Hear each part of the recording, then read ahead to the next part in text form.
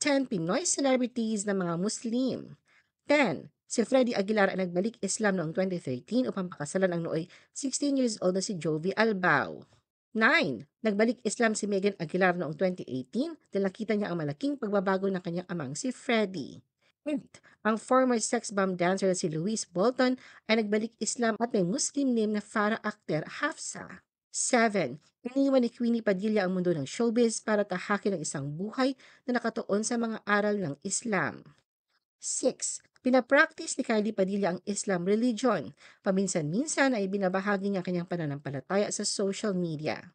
5. Mula pa noong 2004, ay isa na sa buhay na ni equestrian athlete Tony Liviste ang Islam.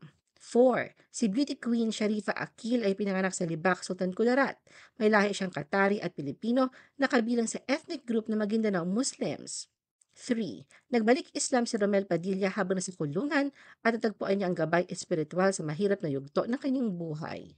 2. Nagbalik Islam si Alma na pakasalan si Sultan Fahad Salik at nanatiling Muslim kahit naghiwalay sila.